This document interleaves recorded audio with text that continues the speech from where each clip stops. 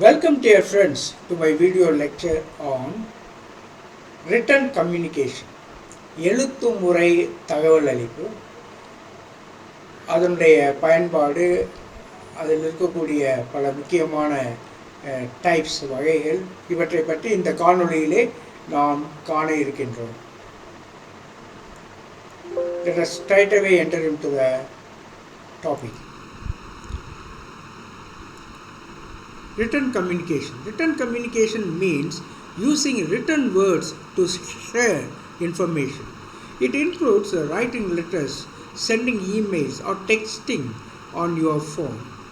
எழுதப்பட்ட தொடர்பு என்பது தகவல்களை பகிர்ந்து கொள்ள எழுதப்பட்ட வார்த்தைகளை பயன்படுத்துவது ரிட்டன் கம்யூனிகேஷன்.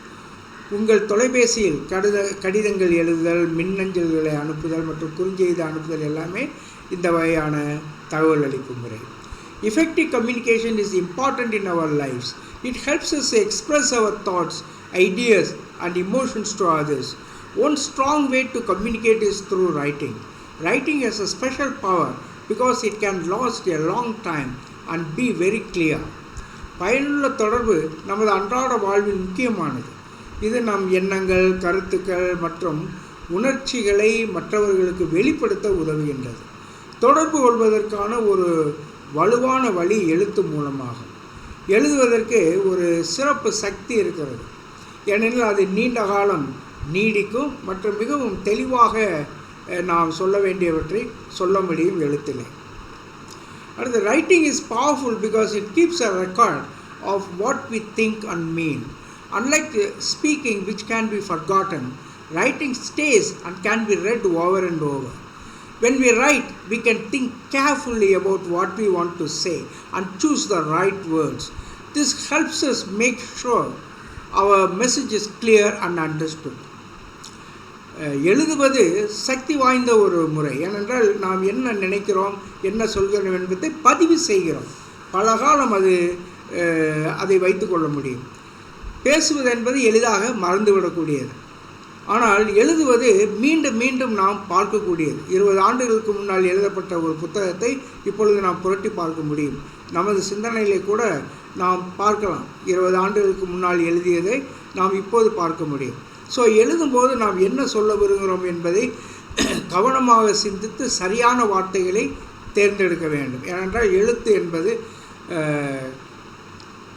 கழுத்து பிடி கொடுத்தாலும் எழுத்து பிடி கொடுக்கக்கூடாது என்பார்கள். ஏன்னால் ஒரு முறை ஏதாவது ஒன்றை எழுதிவிட்டால் நல்லதே கெட்டதே அது பல காலம் அது இருந்து கொண்டு இருக்கும் என்றெல்லாம் சொல்வார்.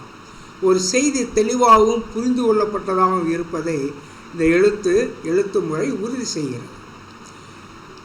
effective writing has some important parts. அதாவது எவ்வாறு எழுதுவது, அதனுடைய மெக்கானிக்ஸ் என்ன, clarity and precision, exactness. This means writing in a way that is easy to understand and leaves no confusion. அதாவது எந்த விதமான குழப்பமும் இல்லாமல் மற்றவர்கள் எளிதாக புரிந்து கொள்கின்ற விதமாக எழுதப்பட்டிருக்க வேண்டும். Then organization and structure. Good writing is organized and easy to follow. It has a clear flow of ideas and uses headings and paragraphs well. நல்ல ஒரு ஒழுங்காக எழுதுகின்ற ஒரு முறை நிச்சயமாக ஒரு வடிவமைக்கப்பட்டிருக்கிறது, ஒழுங்கமைக்கப்பட்டிருக்கிறது. ஆகவே பின்பற்றுவதற்கு எளிதானது.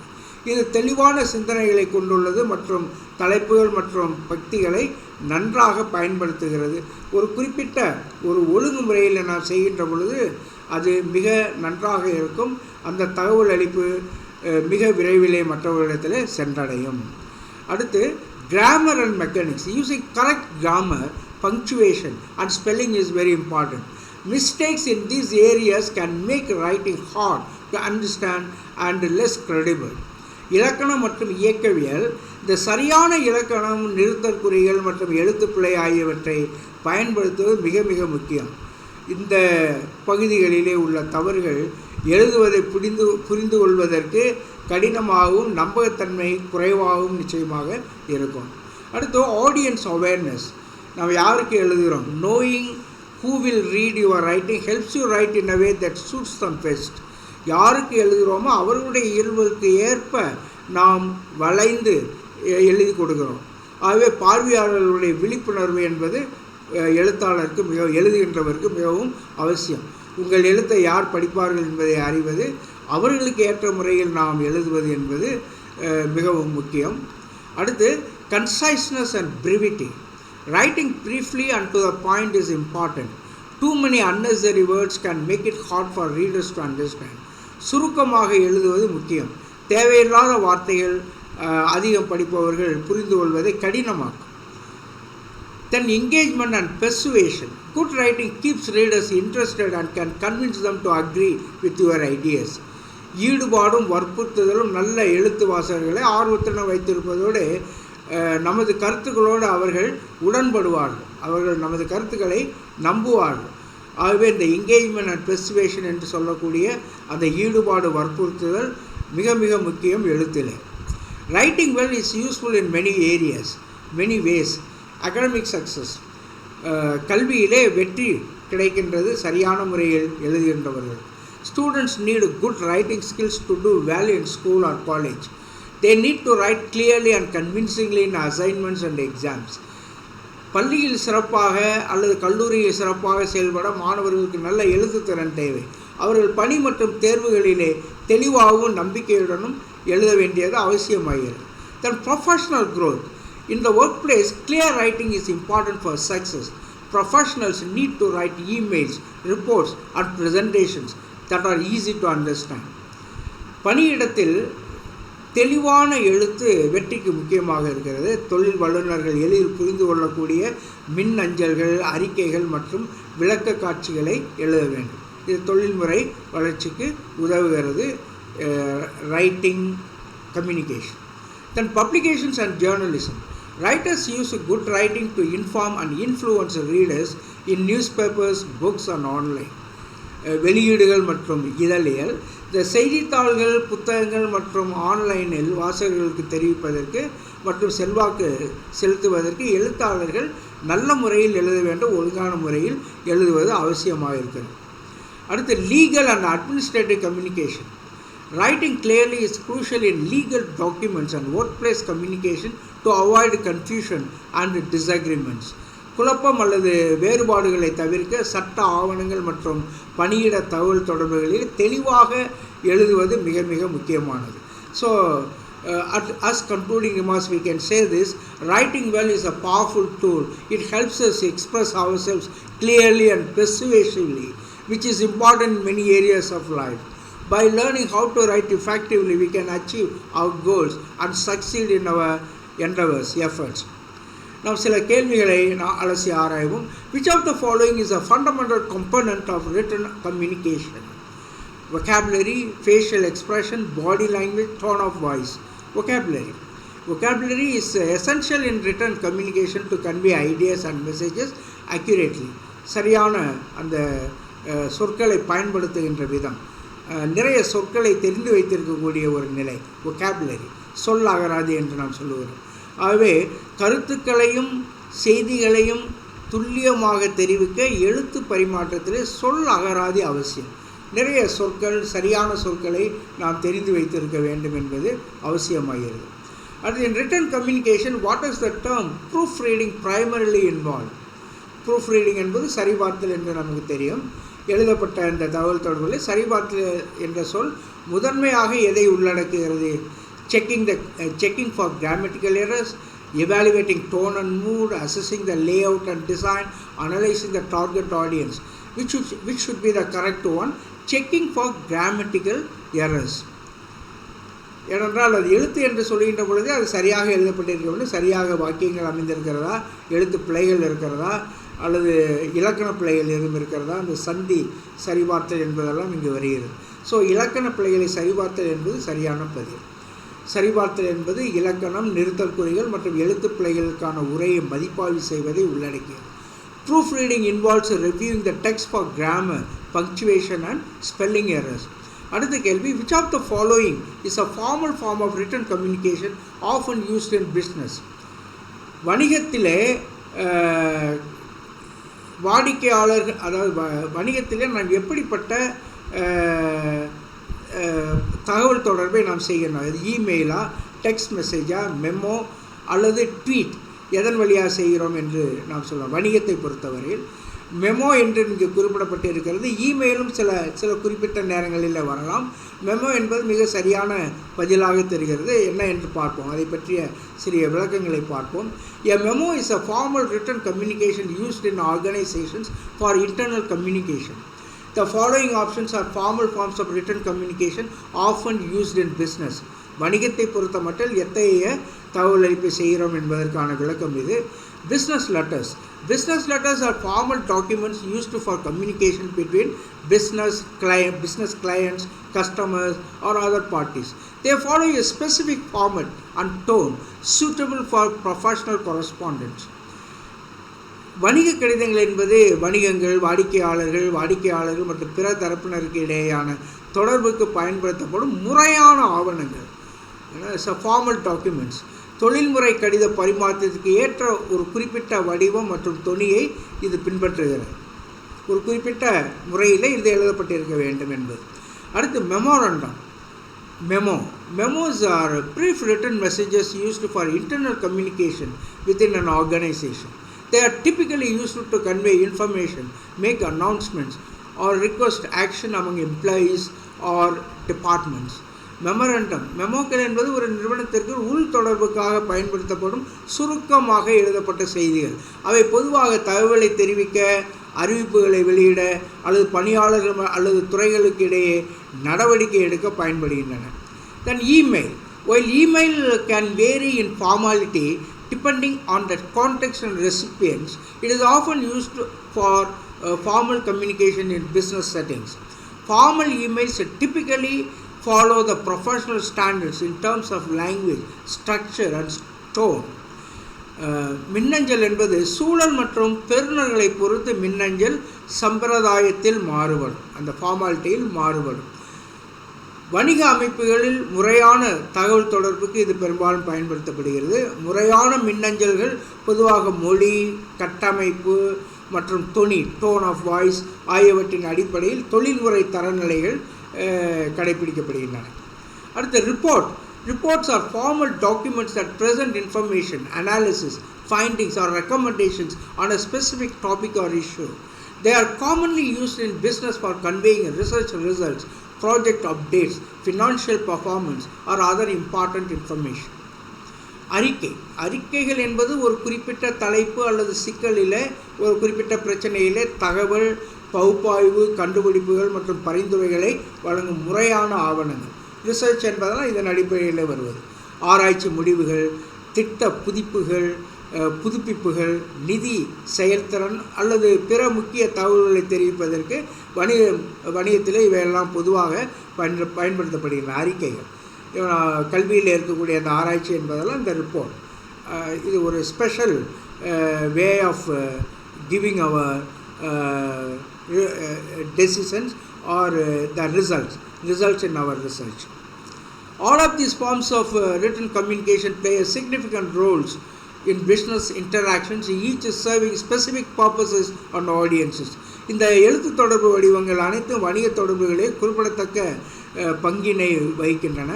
ஒவ்வொன்று குறிப்பிட்ட நோக்கங்களுக்கும் பார்வையாளர்களுக்கும் இவை சேவை செய்கின்றன. அடுத்த கேள்வி, what is the purpose of a persuasive written communication? வற்புறுத்தி எழுதக்கூடிய ஒரு தகவல் அளிப்பு முறை. Persuasive written communication to inform and educate, to entertain the reader, to persuade or convince, to describe and narrate. எது சரியான பதிலாக இருக்க முடியும்? To persuade or convince. நம்முடைய சொல்லும் சொல் வெல்லும் சொல் என்று சொல்வார்கள். நாம் எழுதுகின்ற ஒவ்வொரு வார்த்தையும் மற்றவர்களுடைய உள்ளத்திலே பதிய வேண்டும், மனதிலே பதிய வேண்டும். To persuade or convince. எல்லாவற்றையும் அவர் புரிந்து கொண்டால் நிச்சயமாக அது இந்த பெர்சுவேசிவ் ரிட்டன் கம்யூனிகேஷன் மிக நலமாக இருக்கிறது, வளமாக இருக்கிறது என்று நாம் சொல்லலாம். இதனுடைய நோக்கம் அதுதான். அதாவது அவர்கள் புரிந்து கொள்கிறார்கள், ஏற்றுக்கொள்கிறார்கள் நமது கருத்துக்களை. The main aim of persuasive writing is to influence the readers believes or actions. வற்புறுத்தும் எழுத்து தொடர்புகளுடைய நோக்கம் என்ன? வற்புறுத்த அல்லது சமாதானப்படுத்த அல்லது கன்வின்ஸ், ஏற்றுக்கொள்ள செய்ய. ஸோ எழுத்தின் முக்கிய நோக்கம் வாசகர்களுடைய நம்பிக்கைகள் அல்லது செயல்களிலே தாக்கத்தை நிச்சயமாக ஏற்படுத்தும். அடுத்து, what is the advantage of using an outline in the writing process.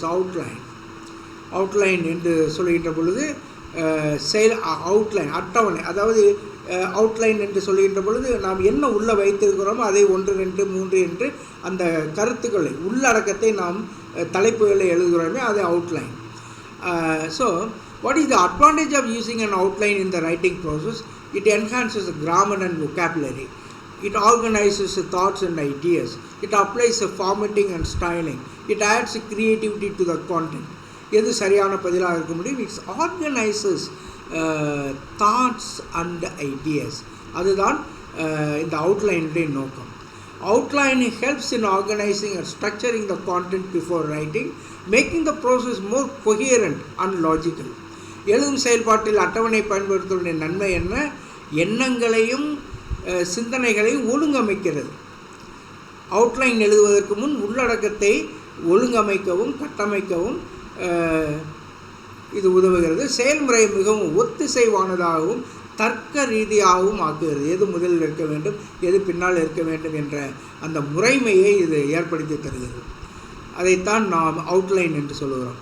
அடுத்து, when is the use of jargon and technical terms appropriate in written communication? when is the use, எப்பொழுதுமே பயன்படுத்துகிறோம். ஜார்கன் என்று சொல்கின்ற பொழுது ஒரு குறிப்பிட்ட சில பாடங்களுக்கே உரித்தான சில வார்த்தைகள் இருக்கும். டெக்னிக்கல் டேர்ம்ஸ், தொழில்முறை வார்த்தைகள் என்று நாம் சொல்லுகிறோம். இப்போ கம்ப்யூட்டர் சயின்ஸ் என்று சொன்னால் அதற்கென்று சில சிம்பிள்ஸ் அதெல்லாம் இருக்கும், அதை மற்றவர்கள் புரிந்து கொள்ள முடியாது. அதே போல் கெமிஸ்ட்ரி என்று சொன்னால் அந்த பாடத்திற்கே உரித்தான சில தகவல்கள் சில வார்த்தைகள் இருக்கும், அதை மற்ற பாடத்தில் இருப்பவர்கள் புரிந்து கொள்வது கடினமாகும். அதைத்தான் ஜார்கன் அண்ட் டெக்னிக்கல் டேர்ம்ஸ் என்று சொல்லுகிறோம். அதை எப்பொழுது பயன்படுத்துகிறோம்? When communicating with the experts in the field. அந்த குறிப்பிட்ட தளத்தில் இருக்கக்கூடிய அறிஞர்களுடன் நான் விவாதிக்கின்ற பொழுது, அல்லது அதை பற்றி தெரிந்த மாணவர்கள் அல்லது அந்த துறையில் இருக்கக்கூடிய மாணவர்கள், ஆசிரியர்கள், அவர்கள் அந்த வார்த்தைகளை எளிதாக புரிந்து கொள்வார்கள். அதுதான் இதனுடைய அர்த்தம்.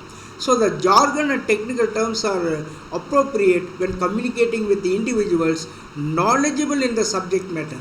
அந்த பாடத்திலே புலமை பெற்றவர்கள் மட்டும்தான் அந்த வார்த்தைகளை புரிந்து கொள்ள முடியும். அதைத்தான் நாம் இங்கு சொல்லுவோம். ஸோ எழுத்து பரிமாற்றத்தில் வாசகங்கள் மற்றும் தொழில்நுட்ப சொற்களுடைய பயன்பாடு எப்போது பொருத்தமானது? துறையில் இருக்கக்கூடிய நிபுணர்களுடன் அல்லது அந்த பாடத்தை நன்கு அறிந்தவர்களுடன் தொடர்பு கொள்ளும் பொழுது தொழில்நுட்ப சொற்களை நாம் பயன்படுத்தலாம். அடுத்த கேள்வி, which element is crucial for establish a formal tone in business writing? Use of contractions, informal language, long and complex sentences, professional language. So எது சரியானதாக இருக்கும்? which element is crucial for establishing a formal tone? Professional language, தொழில்முறை மொழி. வணிக எழுத்தில் முறையான துணையை நிறுவதற்கு எந்த உறுப்பு முக்கியமானது என்று நாம் பார்க்கின்ற பொழுது தொழில்முறை மொழியை பயன்படுத்துவது வணிக எழுத்தில் முறையான துணியை நிறுவ உதவுகிறது.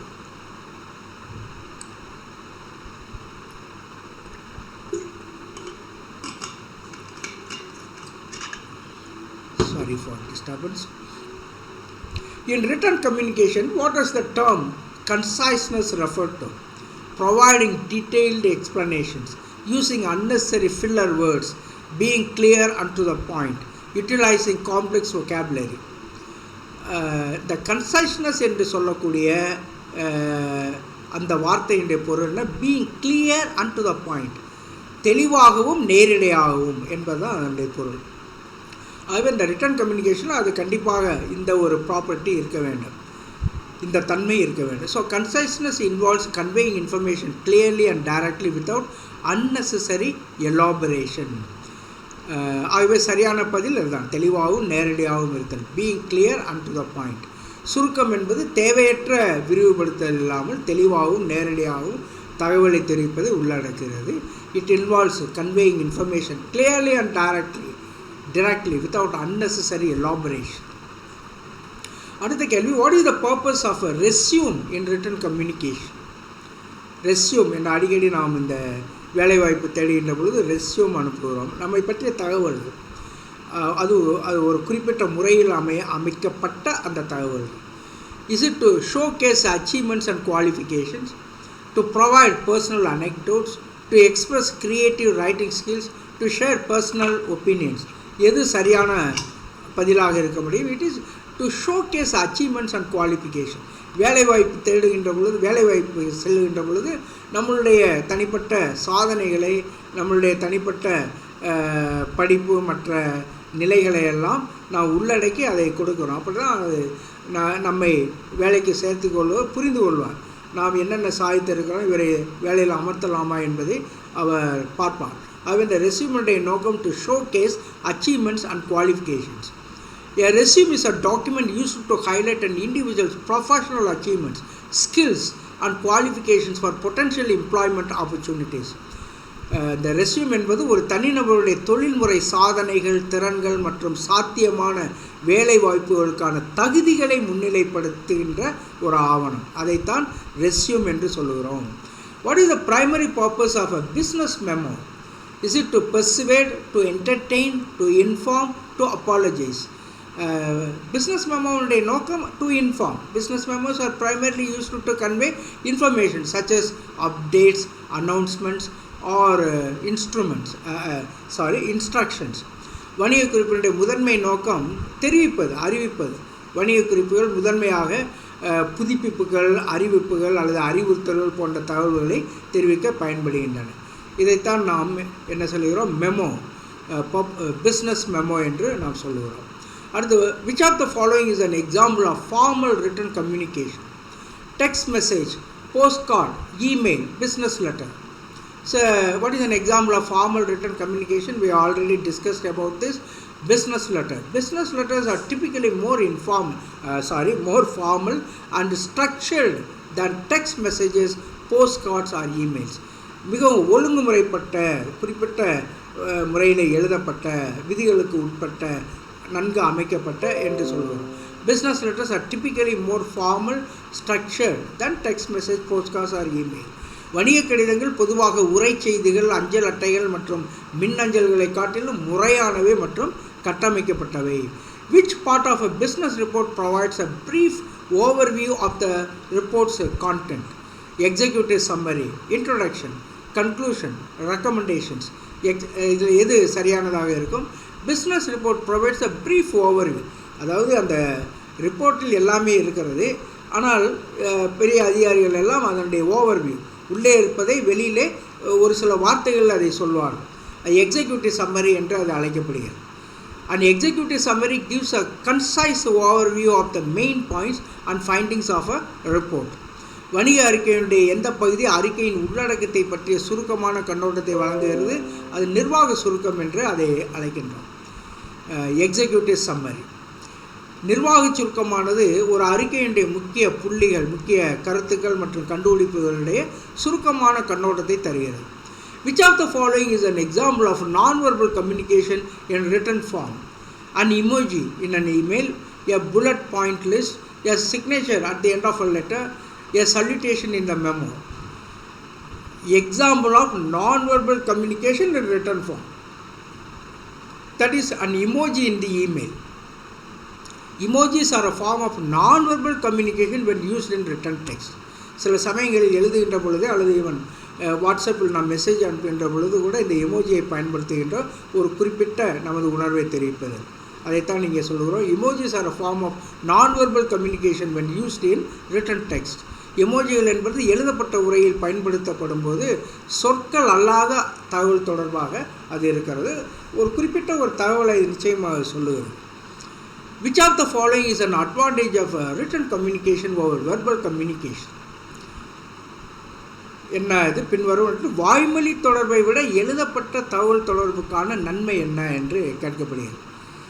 இம்மீடியட் ஃபீட்பேக், நான் பெர்மனன்ஸ், கிளாரிட்டி அண்ட் ப்ரிசிஷன், நான் வெர்பல் கியூஸ்.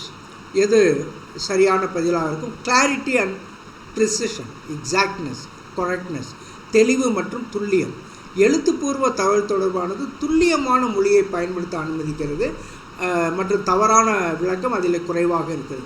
பேசுகின்ற பொழுது நிறைய தவறுகள் வரும். ஆனால் அதே நேரத்தில் அதையே நாம் எழுதி சொல்லுகின்ற பொழுது அப்படியே வாசிக்கின்ற பொழுது கூட அது நல்ல ஒரு அது நிச்சயமாக தெளிவாகவும் துல்லியமாகவும் அது இருக்கும்.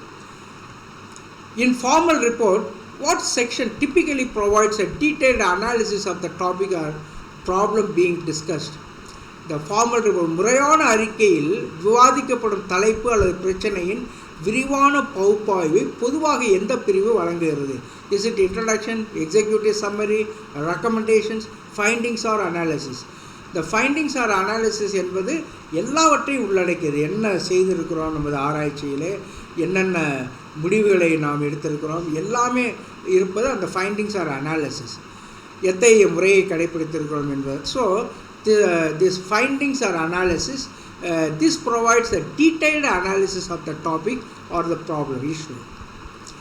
அடுத்து, what is the purpose of a subject line in an email or memo? Is it to provide a summary of the message, to greet the recipient, to express gratitude, to attach files? What is the purpose of a subject? email எல்லாம் மேலே ஒரு பார் இருக்கும், அதில் subject இருக்கும். அதில் நாம் ஒரு வரியிலோ அல்லது ஒரு வார்த்தையிலே கூட நாம் சில சமயங்கள் எழுதுவோம். என்ன நாம் லெட்டரில் எழுதியிருப்போம் அதனுடைய சுருக்கம், அதனுடைய தலைப்பை நாம் எழுதியிருப்போம். To provide a summary of the message. Subject line in the email is nothing but providing a summary of the message. The subject line gives the recipient a quick overview of the email or memo's content. அடுத்து, which of the following is an example of informal written communication? Is a research paper, a text message to a friend, a business proposal, a legal contract. An example of informal written, it's not a formal written communication. யதார்த்தமான, மிக எளிதான என்று நாம் சொல்கின்ற பொழுது அது text message to a friend. ஒரு ஃப்ரெண்டுக்கு நான் ரொம்ப ஃபார்மலாக நாம் எழுதுவதில்லை, ஒரு முறையாகலாம் எழுதவில்லை. நமக்கு பிடித்த வார்த்தைகளை கொண்டு நாம் திட்டுவோம், ஏதாவது எழுதுவோம், ஸ்லாங் வேர்ட்ஸ் கூட பயன்படுத்துவோம். எ text message to a friend. Text message to friends are typically more informal, while research papers, business proposals and legal contracts are formal documents. நண்பர்களுக்கான உரை செய்திகள் பொதுவாக மிகவும் முறை சாராதவை. அதே சமயம் ஆய்வு கட்டுரைகள், வணிக முன்மொழிகள், சட்ட ஒப்பந்தங்கள், முறையான ஆவணங்கள் அனைத்துமே ஒரு குறிப்பிட்ட முறையில் இருப்பது. அது formal communication, formal return communication. Thank you very much, dear friends, for your presence. I tried to give in the live program due to some technical problem. I could not do that. I'm sure you would have enjoyed this video lecture. We will be continuing in other video lectures. Two or three more topics are available for this communication unit. That is 4th unit of T and set. 4th unit communication. இன்னும் 2-3 தலைப்புகளிலே பேச வேண்டியிருக்கிறது. Thank you for your support. Kindly subscribe and like my video so that I am boosted up and also it becomes more global. For that reason I request you to subscribe. Thank you very much for your presence. God bless you abundantly.